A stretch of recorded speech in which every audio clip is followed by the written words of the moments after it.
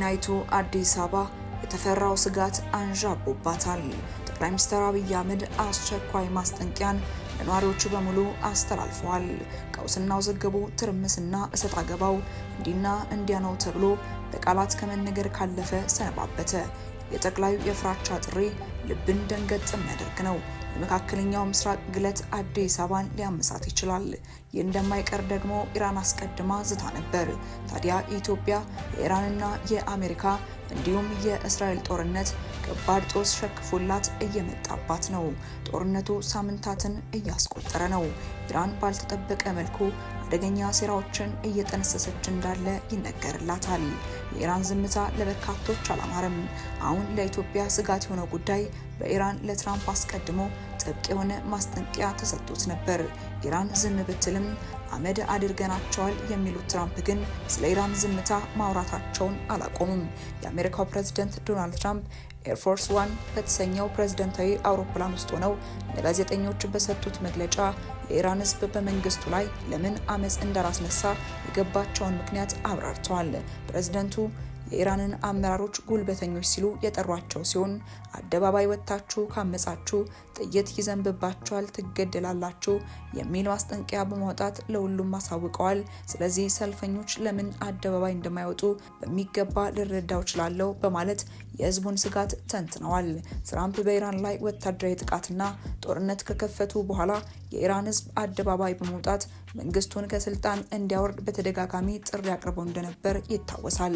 ይሁን እንጂ አንድ ጋዜጠኛ አሁን ድል አድርገናል ብለው ለማወጅ ዝግጁ ኖት ወይ ሲል ላቀረበላቸው ጥያቄ ፕሬዝዳንቱ ፈጣን ምላሽን ሰጥተዋል። አይ ያንን ማድረግ አልፈልግም፣ ድል አድርገናል የምንልበት ምንም ምክንያት የለም፣ ከዚህ ይልቅ አመድ አድርገናቸዋል ብዬ መናገርን እመርጣለሁ በማለት በኢራን ላይ ያደረሱትን ወታደራዊ ውድመት አጉልተው ገልጸዋል። ይህ መረጃ በእጅጉ እያነጋገረ ይገኛል።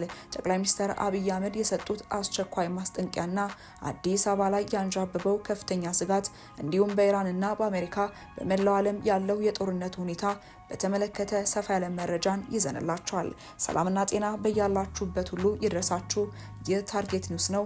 እስከ መረጃዎቻችን ፍጻሜ ድረስ አብራችሁን ቆዩ። አሜሪካና እስራኤል በኢራን ላይ የከፈቱት ጦርነት 2 ሳምንታትን አስቆጥሯል። ጦርነቱ በአጭር ጊዜ ይረግባል ቢባልም እየጋመና እየፋመ እስካሁን ቀጥሏል። ጦርነቱ በኢራን በእስራኤል እንዲሁም በተለያዩ የአሜሪካ የጦር ሰፈር አለባቸው በተባሉ የአረብ ሀገራት ላይ ጤና ይስጥልን። በመላው ክፍለ ዓለማት የምትገኙ የዴ ታርጌት ኒውስ ቤተሰቦቻችን በያላችሁበት የዓለም ስፍራ ሁሉ ሰላማችሁ ይብዛ እያልን እነሆ ለቻናላችን አዲስ ከሆናችሁ ቻናላችንን ሰብስክራይብ በማድረግ ቤተሰብ እንድትሆኑን በተጨማሪም የደወል ምልክቱን በመንካት ዘላቂ ቤተሰብነትን ከኛ ጋር እንድትመሰርቱ እንዲሁም በየዕለቱ የምንለቃቸውን ቪዲዮዎችን ከወደዳችሁ ላይክና ሼር እንድታደርጉልን እየጠየቅን ወደ መረጃዎቹ እናምራለን። መልካም ቆይታ። ፕሬዝዳንት ዶናልድ ትራምፕ በቅርቡ በሰጡት መግለጫ የዩናይትድ ስቴትስ እና የእስራኤል ጥምር ጦር የኢራን ባህር ኃይልን፣ አየር ኃይልን፣ ሚሳኤልንና የሚሳኤል ማስወንጨፊያዎችን አውድመዋል። ስለዚህ ጦርነቱ ወደ መገባደጃው ነው፣ ኢራኖች እጅ ስጡ ሲሉ ተደምጠዋል። የኢራን ውጭ ጉዳይ ሚኒስትር አባስ አራግቺ ግን ኢራን እጅ አትሰጥም፣ ተኩስ እንዲቆም አትፈቅድም የሚል አጸፋዊ ምላሽን ሰጥተዋል። በዚህም ውዝግቡ እጅግ እየተፋፋመ ቀጥሏል። የሚሰማው ነገር በእጅጉ የሚያስደነግጥና በተለያዩ የዓለም ሀገራትም ከፍተኛ ስጋትን የደቀነ ሆኗል። ነገሩ እንዲህ ባለ መልኩ ከቀጠለ በርካታ የዓለም ሀገራት ከፍተኛ ቀውስ ውስጥም ሊገቡ እንደሚችል የታመነ ነው። ከኢኮኖሚ አንጻር የሆርሙዝ ሰርጥ በዓለም ገበያ ከሚሸጠው የአፈር ማዳበሪያ እስከ 30 በመቶ ወይም 16 ሚሊዮን ቶን የሚጓጓዝበት እንደሆነ ይታወቃል። የዓለማችን 20% የነዳጅ ግብይትም በዚሁ መስመር ላይ ይተላለፋል። በጦርነቱ ምክንያት ባለፈው ሰኞ የአንድ ድፍድፍ በርሜል ነዳጅ ዋጋ $119 ደርሶ ነበር። ማክሰኞ ዕለት የአሜሪካው ፕሬዝዳንት ዶናልድ ትራምፕ ጦርነቱ አልቋል ማለታቸውን ተከትሎ ወደ $85 ቀንሶ ነበር። ሐሙስ ዕለት ደግሞ መልሶ ወደ $100 ማሻቀቡን መረጃዎች ያመለክታሉ። ታዲያ የጦርነት አሁን ላይ ለአዲስ አበባም ከፍተኛ ስጋት ሆኖባታል። ጠቅላዩም ይህንን አስከትለው ለነዋሪዎች በሙሉ ጥብቅ የተባለ መልእክትን አስተላልፈዋል። የዓለም ሀገራት የጦርነት እንዲቆም ጥሪያቸውን እያቀረቡ ይገኛሉ። እነዚህም ውስጥ የቫቲካኑ ርዕሰ ሊቃነ ጳጳሳት ሊዮ 14ኛ ባደረጉትና እስካሁን ከተሰሙ ሁሉ እጅግ ጠንከር ባለ ንግግራቸው በኢራን ላይ ጦርነት የከፈቱትን መሪዎች በቀጥታ በመሞገት በመካከለኛው ምስራቅ አስቸኳይ የተኩስ አቁም እንዲደረግ ጥሪን አቅርበዋል። ጳጳሱ ባስተላለፉት የሰላም መልእክታቸው በመካከለኛው ምስራቅ በሚገኙ ክርስቲያኖች እንዲሁም በጎ ፈቃድ ባለባቸው ወንዶችና ሴቶች ስም ለዚህ ግጭት ተጠያቂ ለሆኑት አካላት ጥሪን አቀርባለሁ።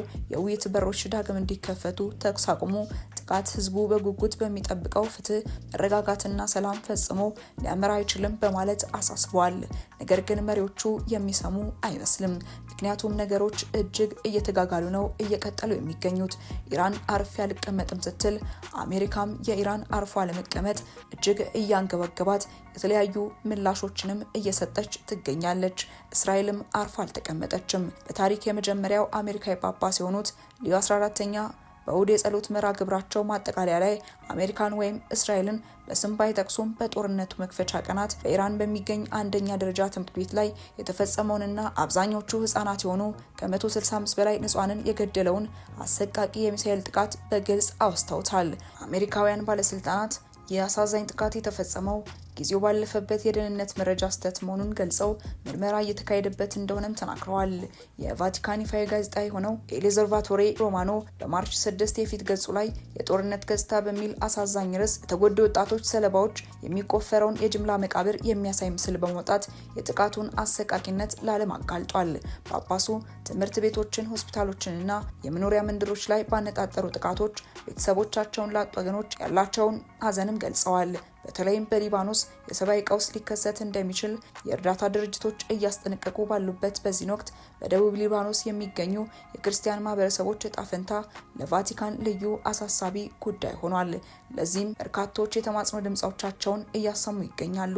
ጳጳሱ ውጥረቱን ላለማባባስ ሲሉ ቀጥተኛ ያልሆነና ከፖለቲካ የጸዳ መልእክት ለማስተላለፍ ቢሞክሩም አንዳንድ አሜሪካውያን ካርዲናሎችና የቫቲካን ከፍተኛ ኃላፊዎች ግን ዝምታን አልመረጡም።